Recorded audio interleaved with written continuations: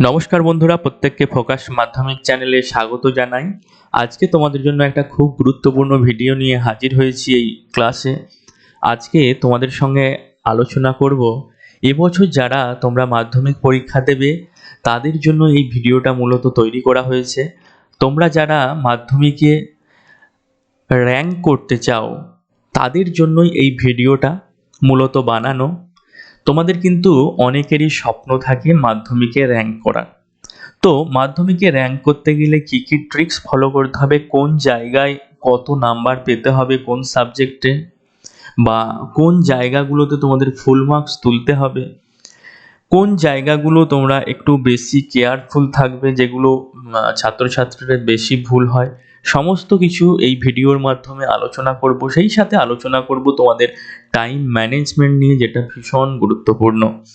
তোমরা এই ভিডিওটা শেষ পর্যন্ত দেখো, একটা তোমাদের মধ্যে ধারণা তৈরি হবে যে কিভাবে তোমরা পড়াশোনা করলে মাধ্যমিকে তোমরা র্যাঙ্ক করতে পারবে।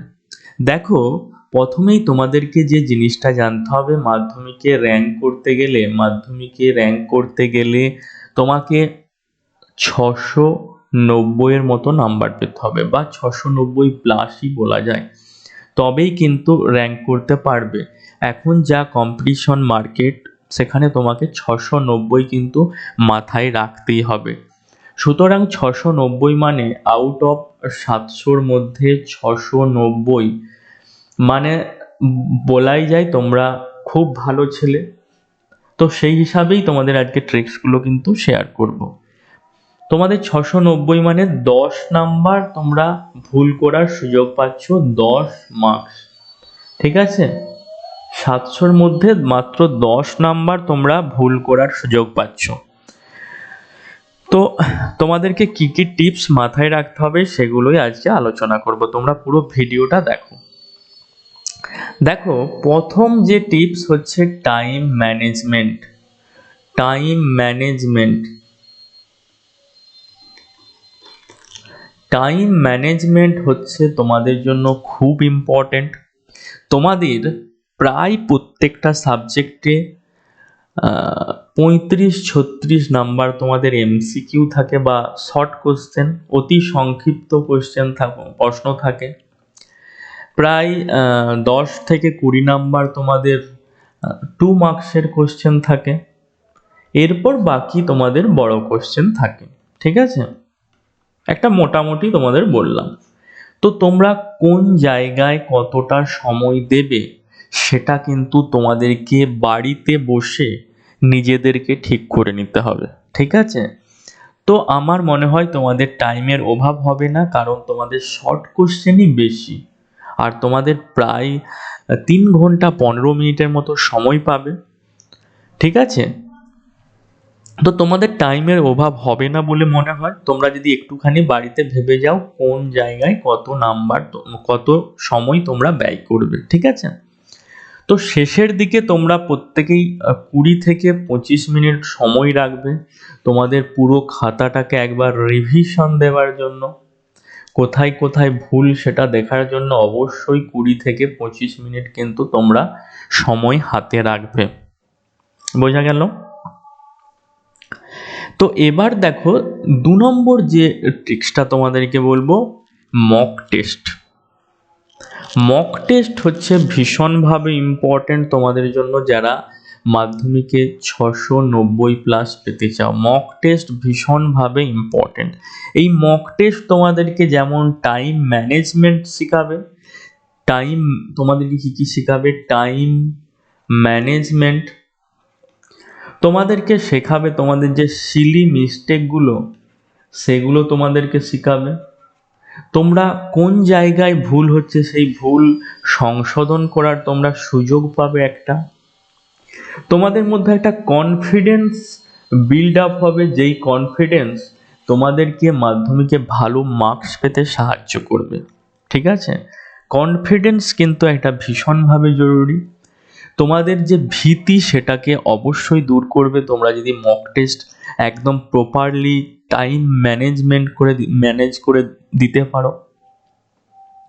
আমি বলবো তোমাদেরকে এই কটা দিন, তোমাদের যেহেতু 9:45 থেকে পরীক্ষা শুরু। তোমাদেরকে বলবো সকাল 9টার মধ্যে তোমরা স্নান খাওয়া দাওয়া সেরে 9:45 থেকে যেমন তোমাদের অফিসিয়াল টাইম 3 ঘন্টা 15 মিনিট, কিংবা আমি বলবো তোমাদেরকে 9:45 থেকে 2 ঘন্টা 45 মিনিট সময় নিয়ে, 3 ঘন্টা নিতে হবে না, আধ ঘন্টা বাদ দিয়ে দাও, 2 ঘন্টা 45 মিনিট সময় নিয়ে অন্তত প্রত্যেকটা সাবজেক্টের একটা করে মক টেস্ট দাও, অবশ্যই স্নান করে খাওয়া দাওয়া করে। কারণ তাহলে তোমরা যখন পরীক্ষা দিতে যাবে এই অভ্যাসটা তোমাদের তৈরি হয়ে যাবে, ঠিক আছে? এবার আসি 3 নম্বর যে পয়েন্ট হচ্ছে ভেরি কেয়ারফুল।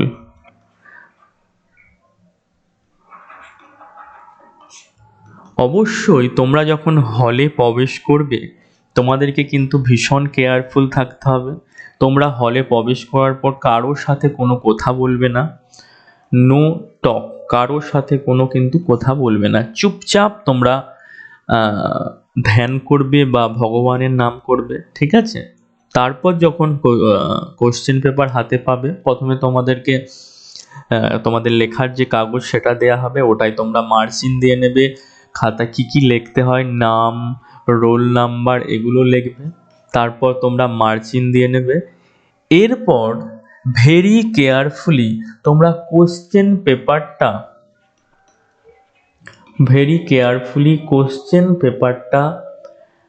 10 মিনিট কিন্তু অবজার্ভ করবে, 10 মিনিট তোমরা দেখবে কোশ্চেন পেপারটা, এবং পারলে অল্প করে দাগ দিয়ে নেবে।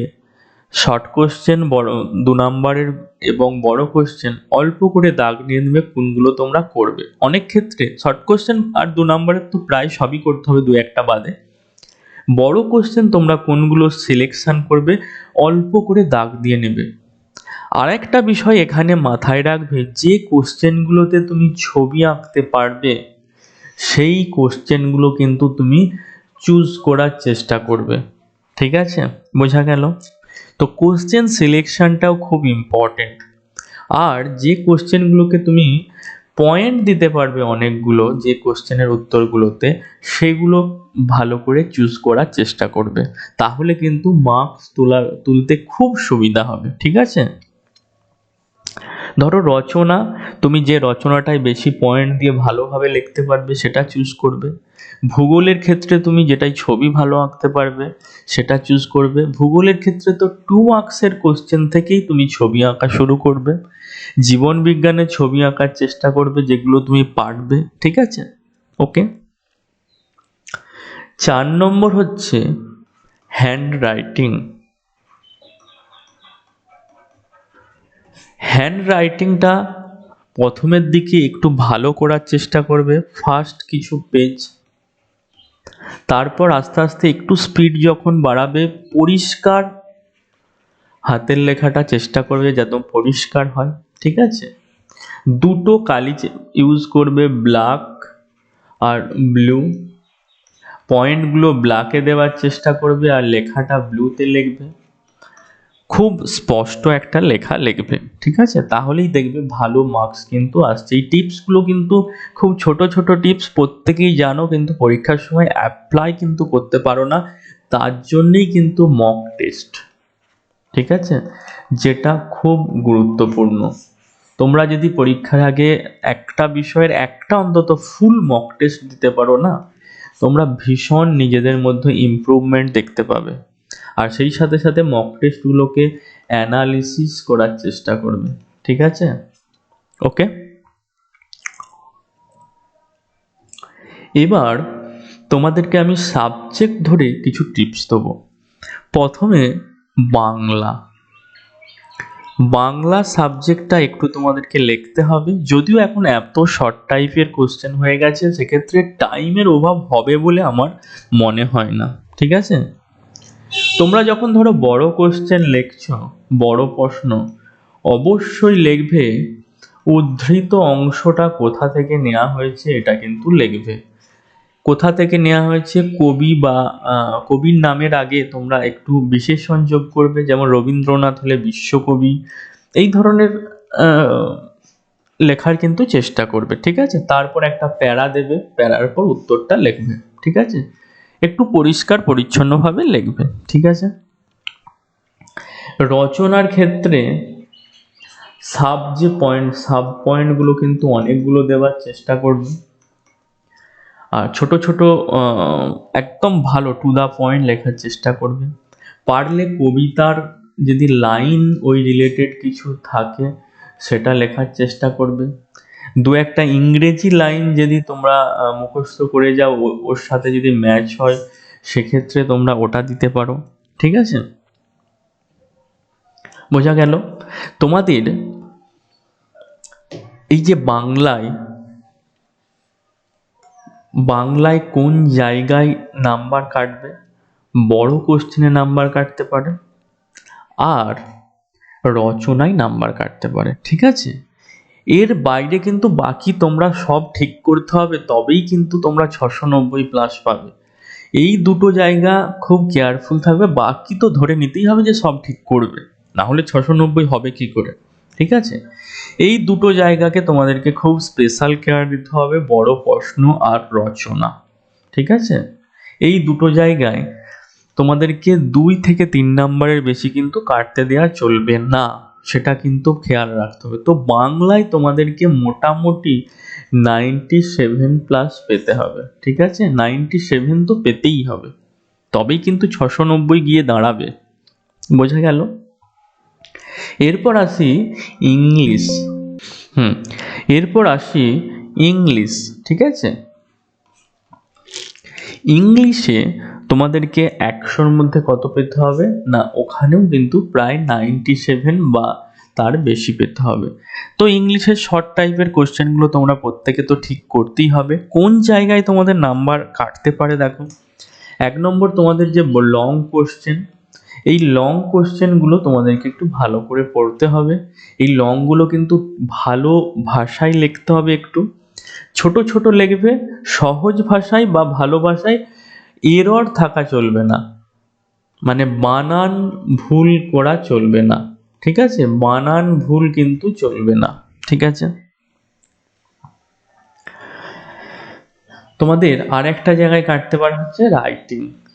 এই যে রাইটিং এর কিন্তু ফরম্যাটটা খুব ভালো করে জানতে হবে, একদম ভুল হওয়া চলবে না। ভিতরের যে স্টোরিটা থাকবে সেটা কিন্তু ছোট ছোট সেন্টেন্স এবং একটু ভালো করে লিখতে হবে। এই জায়গায় কিন্তু নাম্বারগুলো কাটতে পারে। তো এই জায়গাগুলোই তোমাদেরকে জোর দেওয়ার জন্যই কিন্তু এই ভিডিওটা বানানো, যে এই জায়গাগুলো তোমরা একটু জোর দেবে, ঠিক আছে। বাকি জায়গাগুলো তো তোমরা পারবে, ঠিক আছে। এবার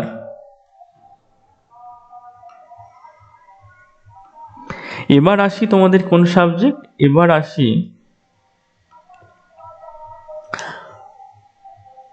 ম্যাথ, ঠিক আছে।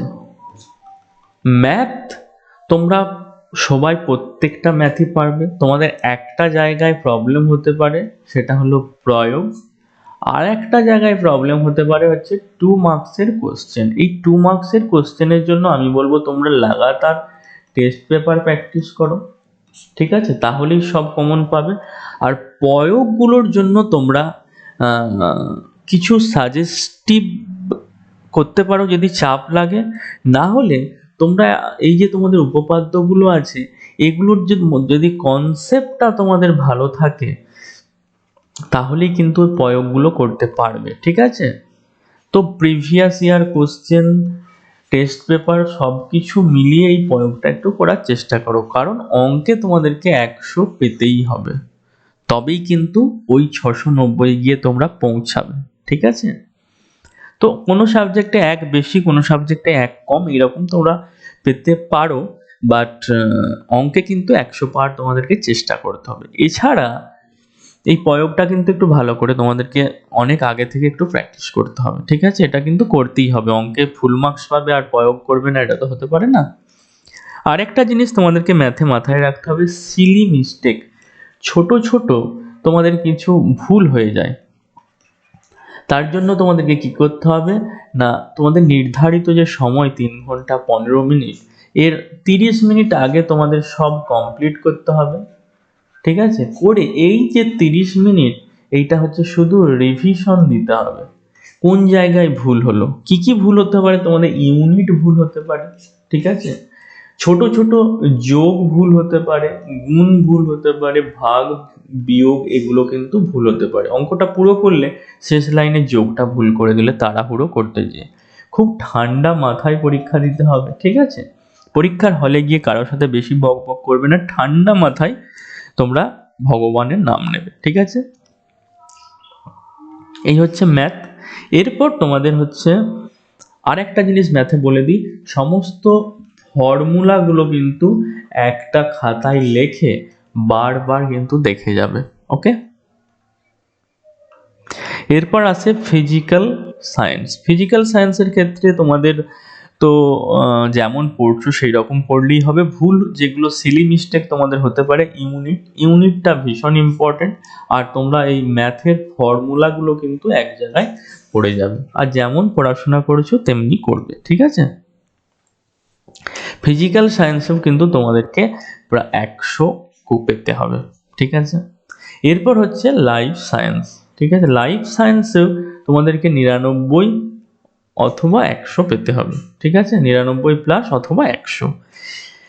লাইফ সায়েন্সে ভালো মার্কস পেতে গেলে তোমাকে কি কি খেয়াল রাখতে হবে না, যে সমস্ত কোশ্চেনগুলোর সাথে ছবি দেয়া যাবে সেই কোশ্চেনগুলো অ্যাটেন্ড করতে হবে। ছবি কিন্তু অবশ্যই আঁকতে হবে যেগুলোতে আঁকা সম্ভব। ছবি যখন ধরো এরকম একটা ছবি আঁকলে ছবির তো নাম দিতে হয় কোনটা কি অংশ, অবশ্যই একই দিকে দেওয়ার চেষ্টা করবে, তাহলে খাতাটা কিন্তু দেখতে ভালো লাগে, ঠিক আছে।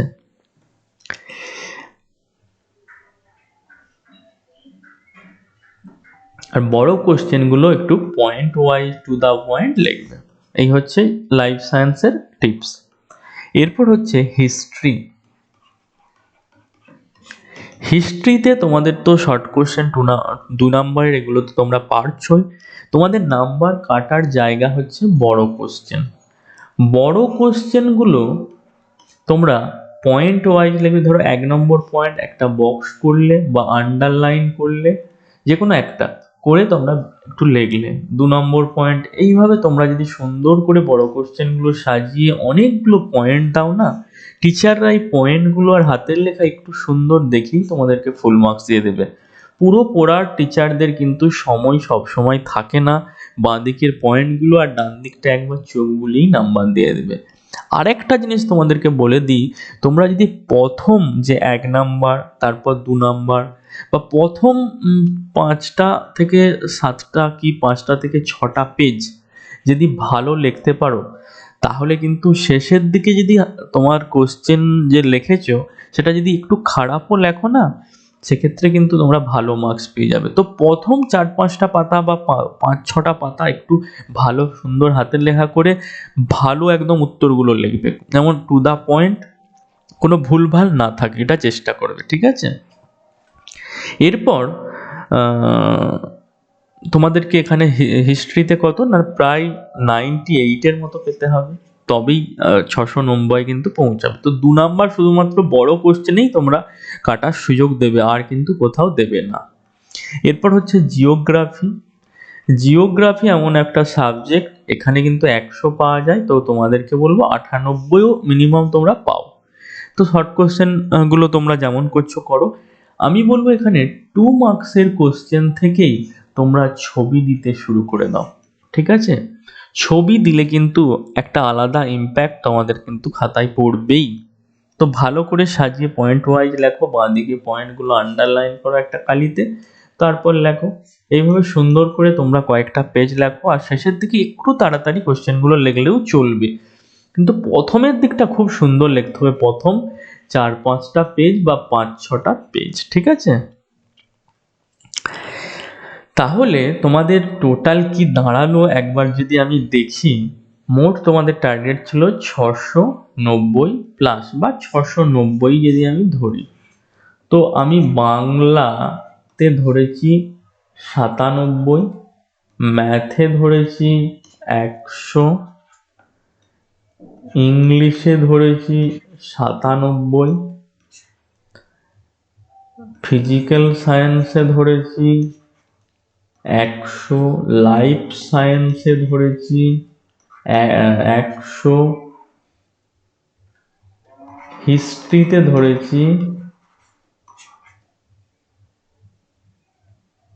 98 জিওগ্রাফিতে ধরেছি 98।